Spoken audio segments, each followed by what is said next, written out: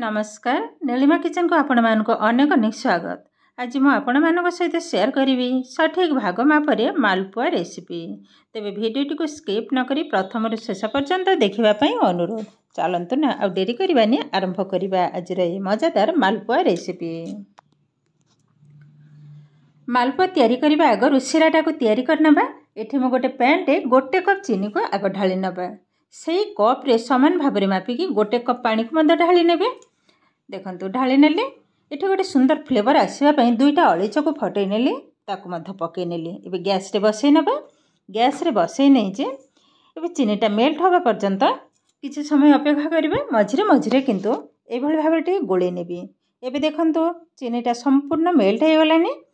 एठी हमर कोनसी तार आसीबा दरकार नै। चीनी रे जस्ट गोटे चटचटा टाइप रो ही आसीबा। सेही अवस्था रे हम गैस टा को बंद कर नबा। एठी कोनसी चीनी रे जो सिरा रे तार आसीबा दरकार नहीं। टिके चेक कर नबा आंगुठी रे। ए किंतु हमर एकदम रेडी हे गलानी। देखंतु एबे गैस टा को बंद कर नबा। जो कप रे मु चीनी नैथिली सेही कप रे समान भाव रे गोटे कप रो अल्प टिके कम नैछि मैदा गोटे गिना रे ढाली नेली। एठी देखौछि देखंतु मुझे गोटे लिटर क्षीर को सिझाइबा पई बसई नहीं। एटी अधा हो गलानी, तामाने हमर अधा लिटर। आज मालपुआटा ये क्षीर रे ही तैयारी करी खाइबा किंतु बहुत सुंदर टेस्ट आसीबो। एबे बाउल रे ढाली नबा। नै नेली गोटे बाउल। एबे सब जाक क्षीर को ढाली नबा। 2 टेबल स्पून रखी नेबी, जदि लागिबो पछरे देबी। देखंतु एते क्षीर रखिले। एबे से क्षीर रे मैदा ढालिबे। त एकाथरे ढालिबेनी, गोटे चामच रे अल्प अल्प ढालिबे आ गोलेबे जेतिकी जीव। देखंतु एई भली भाबरे गोले नेबी। एठी आधा लिटर रु आउ टिके कमी जाईछि क्षीरटा, तो बहुत समय सिझी जाई जे। देखंतु सेई सकासे मैदाटा मुठी टिके कम नेछि। देखंतु संपूर्ण मैदा को मु ढाली नेछि। आ बेटर रो घनत्वटा ठीक एई भली भाबरे हबो। एबे कोन करिबा, आउ गोटे बाउल नेले। एबे आधे रखि नबा छणा। एबे जो आणटा मु गोलेइथिली ढाली नबा। सब जाक ढाली नहीं। एबे भल भाव में चलई नेबी। जो क्षीर रे सर अच्छी तो से सरटा ये भाव में माने चलैबा द्वारा संपूर्ण भाव में माने मिसी हो आ बेटरटा एकदम स्मूथ बनिबो। देखंतु संपूर्ण भाव में भल भाव में किंतु ये भाव में हाथ रे घसी घसी सब जाक सर को ये भाव में छाणी नेबी। ये हमर रेडी हो गलानी। एबिठी देखंतु हमर बेटर केतेटा सुंदर बनी। और घनत्वटा ठीक यही भाव में ही रहिबो आ एकदम स्मूथ बनी। देखंतु ए चामच रा पछरे देखंतु एई भली भाव गोटे गार सुंदर भाव में पड़ जाउछि आ पानी भी बाहर नि दी साइड रे। ता माने जानिबे ए बेटरटा ठीक यही भली भाव में ही हबो। एबे कोन करिबा, सामान्य टिके गोटे पिंच लूण पकै नेले। मिठाटा को सुंदर भाव में बैलेंस करिबो। गोळै नेले। एबे छाणीबा पई ऑलरेडी गैस रे तेल बसै नै जे। एठी पिठा छाणीबा पई तेलटा एकदम कम दरकार। मझिरे मध्य मु टिके चेक कर नैथिली। गैस रो फ्लेम को एकदम मीडियम रे ही रखिबा। हाई रे रखिले पिठाटा पोड़ी ही जिवो, ठीक से हबनी। एबे से आणरो गोटे चामच मु पकै नेली। देखंतु आणटा जते बेले मु पकेली सुंदर भाव रे गोल गोटे राउंड हे गलानी। आ यह किंतु संगे संगे गोळैबिनी बा चटु साहाय्य गोळैबिनी। देखंतु सुंदर भाव रे ऊपर को माने तेल ऊपर को भासी उठिलानी। हल्का रे चटु साहाय्य रे ए भली भाव टिके गोळे नेली।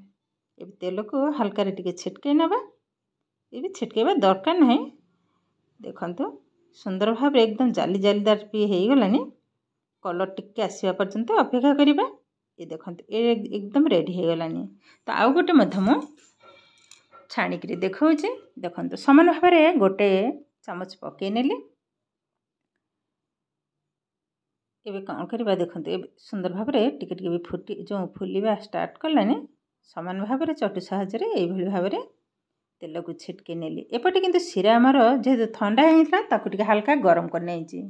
जो पिठाटा मु छाणीथिली संगे संगे पकै नेली। आ सिराटा ठंडा अवस्था रे पकैले भीतर रसटा भल भाव रे सेट हबनी। सेही समय जदि ठंडा हे जो तो हल्का टिके गरम कर नेबे। ए पिठाटा भी हमर रेडी हे गलानी। एबे मध्य आकू बाहर कर नेबी। संगे संगे सिरा रे पकै नेबे। केते सुंदर भाव रे मालपुआ देखंतु सब जाक फास्ट मालपुआटा टिके फुलेनी, नहले सब जाक मालपुआ सुंदर भाव रे फुली जे। तो यही भाव में सबुजाक मालपुआ तेलर आग छाणी नेबी तापर सिरारे पकई नेबी। सिरारे जस्ट 2 मिनिट रही उठे नेबी गोटे प्लेट को। देखो केते सुंदर भाव में एकदम अल्प समय एकदम नरम ये मालपुआ आमर रेडी हो गला। प्लेट उठे नेली ऊपर टिके सिरा को देदेबा बेस ये किंतु आमर एकदम प्रस्तुत हो गला। देखो केते सुंदर भाव में ये मालपुआ रेसिपी ये पिठा सानठू बड़ समस्तंकर किंतु बहुत पसंद आ केतेटा सॉफ्ट है जे मुझे उठे देखौजे।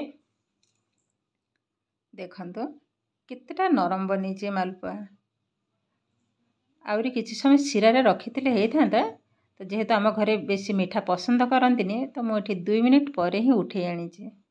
तो ये किंतु आमर प्रस्तुत हो गला आजिर मालपुआ रेसिपी।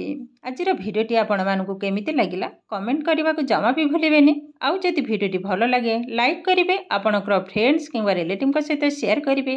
आउ जदि मो चैनल नुआ तेज चैनल टी को सब्सक्राइब करेंगे, पाखरे बेल आइकन को क्लिक करेंगे। फेसबुक पेज रे देखुले निश्चिंत भाव में पेज को फॉलो करेंगे। ताहले आज पई रहुची, पुणी देखा हबो आउ एक नुआ भिडियो रे। भलरे रुहंतु, सुस्थ रे रुहंतु। नमस्कार।